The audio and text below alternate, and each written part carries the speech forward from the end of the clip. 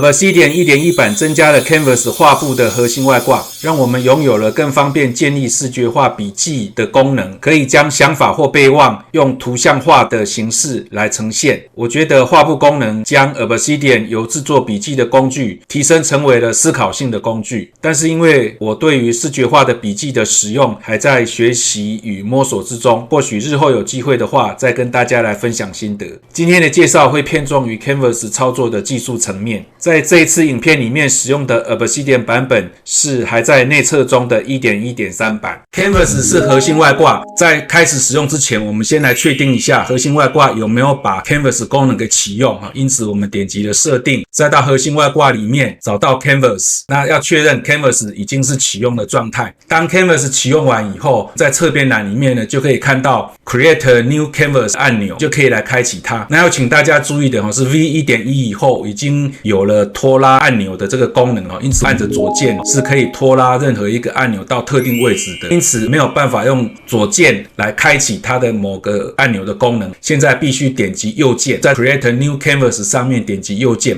它就會在目前的分頁上面會開啟一個全新的畫布。那在這個畫布上面，最快新增物件的方法就是直接拖拉資料夾或者是筆記進到畫布裡面。我在這邊有一個測試用的資料夾，我把這整個資料夾按着拖拉到畫布上，它就會把這一個資料夾裡面的所有檔案全部插入到畫布裡面。可以點擊最右邊的 Zoom to Fit， 就是讓它做畫布的鳥瞰的操作。點擊了鳥瞰這個操作以後，就可以看到所有拖進畫布的所有的物件。在這邊呢，就可以用拖拉的方法來組織對於目前的視覺化筆記的初步的架構。比如說要做一個階層式的一個處理，像這些都是屬於外掛的，我們就把它通通放在第3層。那上面呢，就是有關於第1層的內容。每一個物件中間點擊它以後，就可以來這邊做基本的操作，比如說可以來變更它的顏色，比如說變成是黃底的，那這個呢，我可以把它变更成是藍底的，這些變更都可以透過這個調色盤來變更。同時也可以變更它的整個物件的大小，只要把滑鼠游標停留在邊線上就可以了。如果移到邊線上，可以看到它這邊就有連接點，這個連接點呢就可以拖拉到另外一個物件上面。這個動作呢就可以隨時來讓我們做2個物件中間的一個關聯，就可以透過這個連接線來做操作。然後同時如果把游標停留在連接上，可以看到它有一個左邊有一個點，右邊也有一個點。那這個呢就是可以讓我們來移動連接線，這樣一拖就可以把這一條連接線呢脫離原來的連接的這個關係，就可以被切斷。在這邊點擊了一下呢，讓線條也可以做顏色的變更，可以直接點擊編輯來輸入它的文字。這個連接線可以用刪除把它刪掉。這個連接線往外拉，沒有拉到某一個特定的物件的時候放開，它會把你目前這個筆記裡面所有的對外的連接都通會顯示出來，就可以自己來選擇另外一個需要的筆記。假設我需要出現這個 Obsidian Thinking Notes， 它就會自動把這個內容給加進來了。那這個就是使用資料夾或者是檔案拖拉進來的方法，同時也可以用插入剪貼簿內容的方法來建立物件。接着來展示一下透過剪貼簿來插入物件的方法。在這邊新增了一個顯示內部鏈接的 Markdown 的語法，把這整個語法 Ctrl+C 貼到系統剪貼簿裡面，接着再回到畫布裡面，直接點擊 Ctrl+V， 你可以看到它在整個畫布的正中間就產生了一個新的物件，把這個物件往外拖，同時把它的大小給變大。那我們可以看到它就把剛剛複製的這一個引用內部鏈接的某一個標題的整個字串呢就顯示出來了，同時這一個物件裡面呢也只顯示了這一個標題裡面的內容而已。這個就是直接顯示一整篇文章裡面的某個段落的一個方法，可以用井號或者是用區塊代碼的方法只顯示一部分。假設已經產生出來的內容只是需要把它变更成某個特定的內容的話，要怎麼來操作呢？點擊了這一個物件以後，我們把它放大。如果這個時候按右鍵，在右鍵這邊呢有一個 narrow， 那這個 narrow 的意思就是把整個內容限縮到特定的某個標題。那這個時候我們點擊 narrow， 它就會出現這一個筆記裡面的所有標題，可以選擇某一個特定的標題，比如說選擇這一個標題，這一個物件呢就會變成只有剛剛選擇的標題的內容。從這上面的筆記的這個標題也可以看到，它後面會有一個大於，然後後面會有一個標題的名稱，表示這個筆記已經把內容限縮到指定的標題。要取消 narrow 的控制的話，就是直接選取了這個物物件以後，再點擊右鍵，再選取 Narrow， 它的開頭第一個就是這一篇筆記的檔名，只要點擊它了以後呢，筆記的內容呢就會脫離 Narrow 的限定，就會顯示成完整的整個筆記的內容。除了能夠透過系統剪貼簿貼入某一個筆記的內容以外，也可以把外部的網址整個貼入到畫布裡面。現在這一邊是一個外部的網址，複製到系統剪貼簿以後，回到畫布，再點擊 Ctrl+V， 在畫布的正中央就會顯示一個物件的區塊，把這個區塊給放大，它其實就是剛剛貼進來的這個網址的完整的內容。那透過這樣子的方法呢，也可以把它變成是另外一個畫布裡面的物件，就可以來對它做一個操作了，就可以做這一些連接的關係的操作。剛剛說明的都是產生物件的方法，在畫布裡面其實有3種物件可以產生。第一種就是所謂的筆記，第二種是儲存庫裡面的其他的檔案，其他的媒體檔，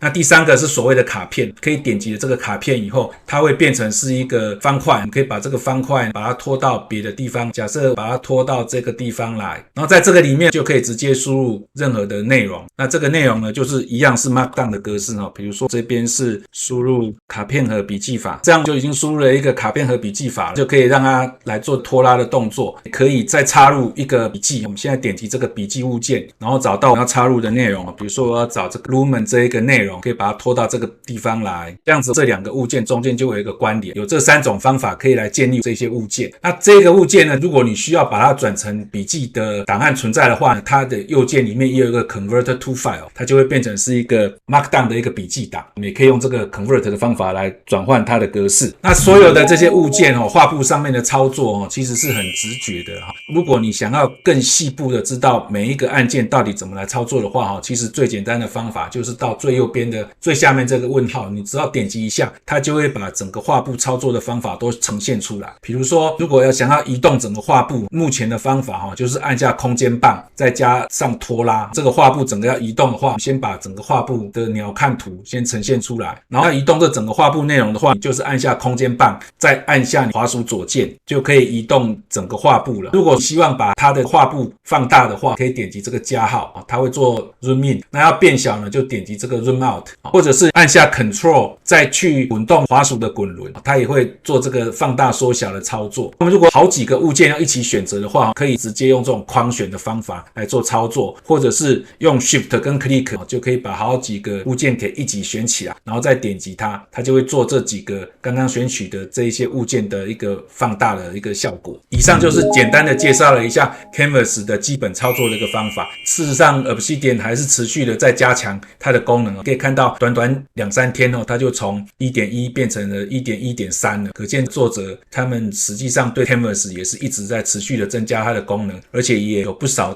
測試人員提供了很多的意見。那可以想見在短期內這個 Canvas 的功能應該還會持續的會有一些變動。今天就介紹了 Canvas 的這個功能給大家，希望大家對 Canvas 這一個功能能夠有一個初步的了解，然後也再來思考視覺化的筆記方法是不是會對我們整個筆記制作的一個工作流程能夠產生一個質的變化。以上就介紹到這邊，如果你覺得我的介紹對你有幫助的話，請記得訂閱、按讚並且分享，謝謝各位。